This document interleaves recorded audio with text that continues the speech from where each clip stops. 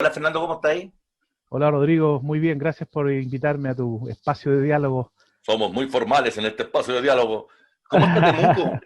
Vos sos penquista, pero estás en Bien, Temuco. ¿Hace cuánto ya estás en Temuco? mira, me vine el 2016 cuando se abrió acá el Departamento de Filosofía. Era una de las últimas ciudades en la que pensaba venirme, nunca estuvo en mi horizonte, pero bueno, dadas las circunstancias de trabajo, me vine para acá, así que al comienzo con un pie en Concepción y otro en Temuco, viajando todas las semanas, y ya desde el año pasado ya instalado acá con casa, que sé yo, con la familia. Y conociendo de ahí esta ciudad, todavía no la termino de leer. Eh, es una ciudad distópica en sí misma, así que a este A periodo. Mundo Distópico. Estamos inaugurando esta Exacto. sección Mundo Distópico para conversar desde la filosofía, desde tu especialidad, hablar del hombre, hablar de qué manera el estallido ya nos puso en un cierto lugar de inseguridad o de cambio o de cuestionamiento Mm. personal y social.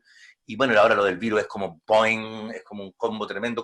¿Cuál es lo que tenía en la cabeza así a rompi raja, como se dice, para empezar para abrir la conversa? Mira, dos cosas. Yo ahí es bueno lo que planteas tú. Yo creo que hay dos momentos. Uno, el llamado estallido social, que como todo el mundo sabe, Temuco es una ciudad particularmente conservadora, políticamente de derecha. Por lo tanto, el impacto fue, digamos, bastante significativo en términos de orgánica. Por ejemplo, marchamos los sindicatos de la universidad, que hay tres sindicatos, Uh que es -huh. una cosa histórica, o sea, iba la vieja weón, del café, iba la secretaria, iba el profesor que nunca había salido, había personas que jamás habían manifestado políticamente o públicamente sus opciones políticas, entendiendo que era un cambio. Pero ahora fíjate que lo que se ha decantado acá, particularmente en Temuco, es esta suerte de sentirse que son distintos. ¿Ah? Yo veo que acá en la ciudad, yo vivo como en el sector, entre comillas, no el barrio alto ni mucho menos, pero camino en el sector de Alemania, aquí en Temuco, y se juran, digamos, como que tienen un estatus distinto, y en ese sentido ha sido fuerte todo el tema de la irresponsabilidad que ha habido, que es muy fuerte. Yo pensé que eran Eh, Conce nomás.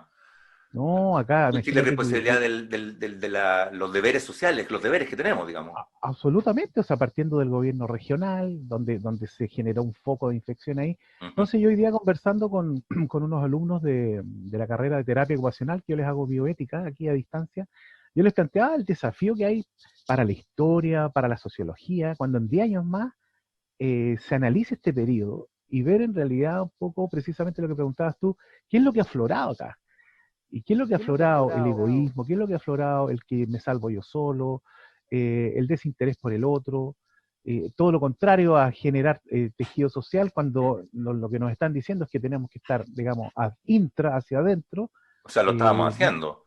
y lo estábamos De haciendo. alguna manera estábamos acostumbrándonos a mirar al vecino, a darnos cuenta que Exacto. compartíamos las mismas problemáticas social o vecinal.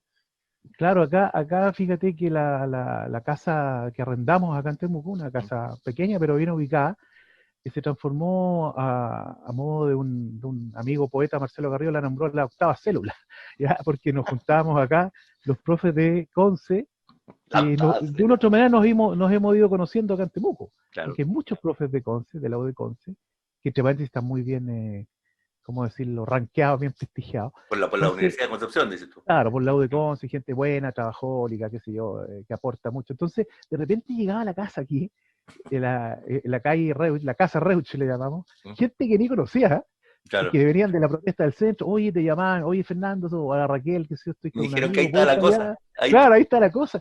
Y armamos lo que nosotros llamábamos, ¿cuál era el concepto que se usaba, Rodrigo, de las reuniones? No es coloquio, ¿cierto? Eso es, Autoconvocada. sí, pero los Cabildo. cabildos, eso, los Está bien. cabildos, los cabildos. Ah, entonces se generaban aquí cabildos. De repente estábamos aquí una noche conversando con guitarra incluida, Miguel tocando guitarra, ¿Mm? y alguien ve su celular. Oye, dicen que Piñera acaba de comprar un pasaje a Australia, entonces era toda una, oye, Se no, si va, no es se el va. Piñera, claro, se va, Se es va por Mauricio. fin. Claro. Terminábamos cantando Hagamos el amor en la barricada, entonces se generó todo, ahí hubo una construcción de tejido social muy interesante, y yo me vinculé acá, no alcanzamos a concretar, por ejemplo, con un área que tienen de reciclaje, ¿Mm? nosotros vimos un sector que se llama campos deportivos, entonces tú ves que hay proyectos bien, había proyectos y sigue habiendo, muy focalizados, Y ese estallido permitió un poco lo que decías tú, Sí, mirarnos, salvar al vecino pero, pero como que prima o sea, ahora el mandato es no salir, no verse, aislamiento social como una medida preventiva número uno, digamos, aparte de lavarse las manos. Mire, yo tengo una frase para esto, que te la tenía guardada, la marqué en rojo, de Eduardo Sacheri, el escritor argentino que hizo argentino. La cuna de tus ojos, ¿cómo se llama la película que ganó el Oscar? No me acuerdo del nombre. Sí. Dice, es notable cómo nuestro egoísmo funciona al momento de ordenar nuestra cabeza, dice. Porque él habla de que el weón estaba en Italia, se fue a España y pensó, bueno, esta weá está pasando en Italia, ahora en España no va a pasar.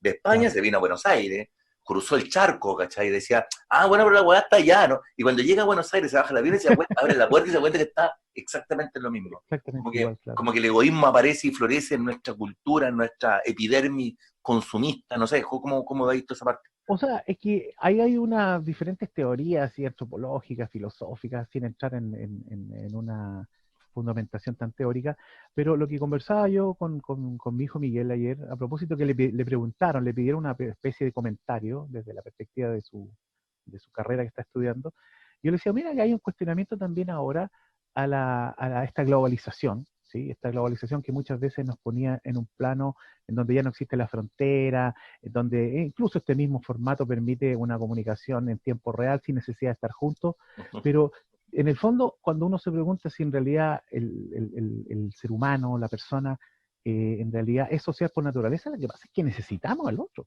lo necesitamos, Somos y de una gregarios. otra manera, Mm. eh, ¿te acuerdas tú, me imagino, de la metáfora de Wilson, ¿cierto? Del náufrago, o sea, Wilson es un otro porque lo necesitamos, pero para reafirmar nuestra propia identidad finalmente. ¿Cuál es la metáfora de Wilson? ¿Cuál es? O sea, Wilson La metáfora es de Wilson, ¿no? en el momento en que lo crea, ¿cierto? El Tom Hanks, el náufrago, Ajá. Uh-huh. crea y desde ese momento se genera el diálogo. Antes de eso no hay diálogo en la película, ¿ya?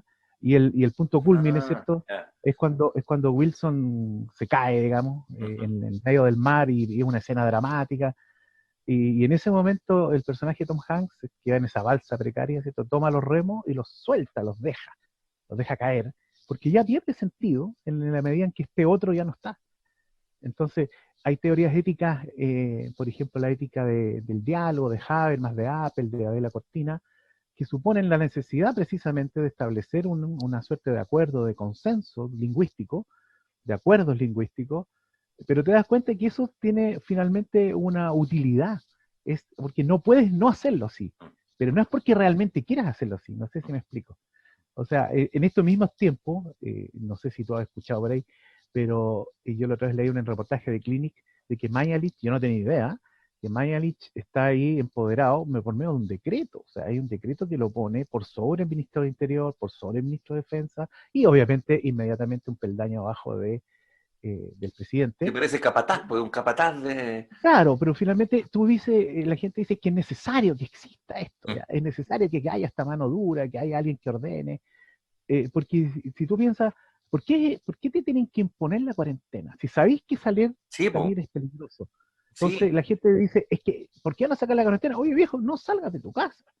Y ¿Qué o vas a sea, poner? necesitamos lo coercitivo, ¿cómo se dice? Claro, La orden que nos digan pero si es una decisión de uno, digamos, o sea, finalmente, y claro, porque ya la tomamos hace ya más de un mes, pero resulta que sí, evidentemente uno va psicológicamente, económicamente, va sintiendo, va resintiendo el encierro, pero no, eso no significa que si hay que más, ya voy a salir, no, se acabó. Y no sabéis si claro, hay gente contagiada que sale igual, porque por último, sale, claro, si no te contagiado ya no sabí, no sé, fuiste a comprar, porque tienes que ir a sí, comprar. Pero el persona que claro, está contagiada y sale, ¿cachai? ¿De qué hablamos, cabrones? Es claro. como. Ahora ahí se abre un flanco bien interesante para la filosofía, en particular, al margen de lo que yo señalaba, de lo que se va a escribir sobre esto en unos años más, los que estemos todavía ahí, que es la ausencia muchas veces de una voz pública de la filosofía que reflexione sobre estos temas, cuestión que yo he sido bastante crítico al respecto. Yo por ahí tengo un par de notas de opinión en el mostrador, en donde justamente se cuestionaba, yo contracuestionaba ¿Mm? y contraargumentaba, ¿Mm? porque se quejaban de que la filosofía no hace nada. Bueno, pero es que hay que visibilizarla también. ¿Hay, Ahora, tú hay vas y... escrito? ¿Hay escrito tú? Sí, sí, sí, Porque sí, la próxima conversa, llegando al tiempo, pero la próxima conversa podría ser de esa tesis tuya, por así decirlo, en el entendido que ya nos conocimos, en el entendido de enarbolar un par de tesis, de tirar un par de tesis en la que la tiremos a la mesa, un mundo distópico, ¿cachai? Y decir, bueno, claro, yo creo que esto es lo que está pasando desde la filosofía. Sí, no hay problema. O sea, yo lo que más he trabajado es lo que se llama un poco el tema de la ética de la técnica. O sea, cómo la técnica te vende un universo posible, un universo de posibilidades, en donde prácticamente ya no va a haber enfermedad, y resulta que ahora nos andamos peleando a las mascarillas, que es un dispositivo tecnológico finalmente muy básico, pero primario, pero es un artefacto, ¿cierto? Como diría la etimología, un dispositivo tecnológico. Con el que partimos hoy día. ¿Cachai? No, ya los vendían en la calle, a Lucas, los hace una señora que yo le quería entrevistar ahora, pero la señora justo no estaba. Bueno, es una hueá muy sencilla, y yo me imagino sirve para el... Pero como dices tú, es muy básico, es lo técnico, la ética de lo técnico. Sí, y podemos terminar ahí hablando un poco de este protocolo ético que hay, que se llama la última cama. ¿Ya? No sé si lo habías escuchado nombrar, pero que tiene que ver con la decisión que se toma al interior de los comités de ética respecto de por qué tú mereces el respirador artificial y no yo. ¿O por qué? Que esa es una diatriba profunda del hombre hoy día, del valor que tiene todo ser humano independientemente de la edad que tenga. Fernando, bonito, ahí nos quedaron temas, nos quedaron dando vueltas, hablemos en unos días más, maduremos esta idea y partimos de la tesis al tiro porque ya nos conocimos. ¿Cachai? Ajá, correcto. Yo conocí a los que están en la crónica vivencial tuya allá en Temuco. Gracias, Fernando, por estar con nosotros hoy día. Gracias a ti por invitarme, Rodrigo. A salud a tu familia y vamos arriba con el encierro.